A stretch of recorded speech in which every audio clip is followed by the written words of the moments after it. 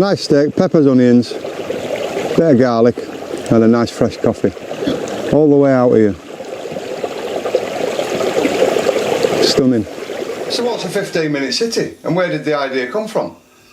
The whole Western world is going to go electric vehicles. That's all it's all about, and they know you can't afford one. The majority of people cannot afford an electric vehicle. How do you pay 30 or 40,000 for an electric car? Unless you're going to, it's like getting another mortgage and pay monthly. Forever. It's absolutely ridiculous. So what's a 15-minute city for? Why invent it? Well, it's quite simple. When you can't have a car, and you've got to go on the bus, stand at a bus stop with the crap that catch the bus, all the obnoxious people that are there mugging you and everything else, and then you can travel your 15 minutes where you live, it's because you can't have a car. They're going to stop you driving.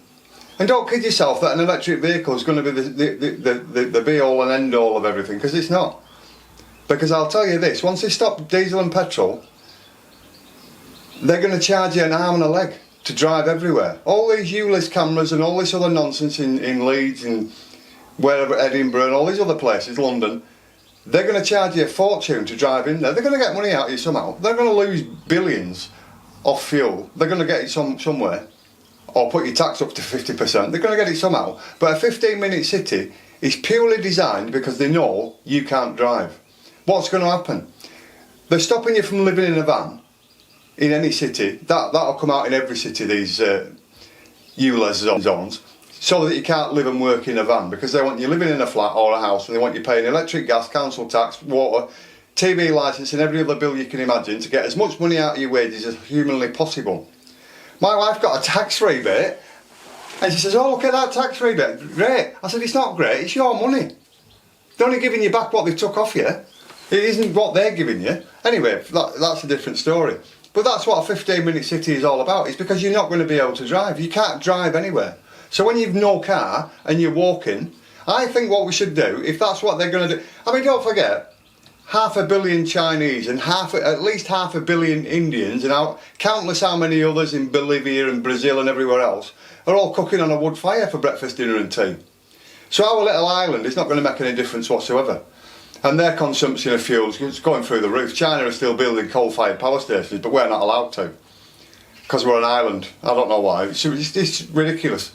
Anyway, so that's the idea of a 15-minute city, is because you can't drive, you won't have a car, you can't afford one. If you can afford a car, you won't be able to afford to drive it because they'll charge you a fortune to drive in everywhere. It'll be something else. It won't be a low emission zone, it'll just be a car zone. So if you bring your car in, you're going to pay a fortune. Not £2.50 an hour to park, it's going to be 15 quid to get in there. Anyway, so that's where a 15-minute city came from. It's because they know you're not going to be able to drive. And if you can't drive, how do you get anywhere? Well, we'll put it all within 15 minutes of where you live, don't worry about it. Yeah, you don't need a car now, it's not the greenest thing ever. This is just stop oil, right? Where's it come from? That came out of nowhere. They're paid for by people you don't know, or probably George Soros. They're funded to do this. It's all a slow process to getting you to think, oh well, like Margaret Thatcher in the early 80s, the benefit people that couldn't work, and that's what's causing the country problems. That's what they want you to believe, and it's a narrative that they just give you little hints every now and then. Oh, the smoke is terrible from a petrol car. Is it? We've been doing it for 100 years. You know, we've got rid of coal-fired coal in your house. I mean, we were doing that for 500 years with wood and coal. I mean, has the planet collapsed? Sea level's rising. Is it? I live on the coast. My sea level hasn't risen. The tide comes in twice a day to the same height it has done. Now and again, you get a rogue tide with bad winds. Yeah, all right. Well, that happens. 1976, it blew the pier down. 1977 blew the pier down. 1976 was a hot summer. You have a hot summer. The year after, we get bad tides. I don't know why. But the tide hasn't risen anymore. The local harbour, they've still got to get the silt out every 5 minutes just to keep the water depth so ships can get in and out. Although they tell you it's rising, I don't know where it's rising at. Half of these islands would have gone by now. It's nonsense. They're telling you nonsense. I don't believe any of it, and it's a load of crap. Anyway, a 15-minute city came from, they're going to take your car off you, they're going to stop you driving because you can't afford it, the masses cannot afford to drive, only the wealthy will drive, which is what they've always wanted from when Margaret Thatcher was in charge. And that's what's going to happen. But they'll put everything within 15 minutes of where you live, that's fine.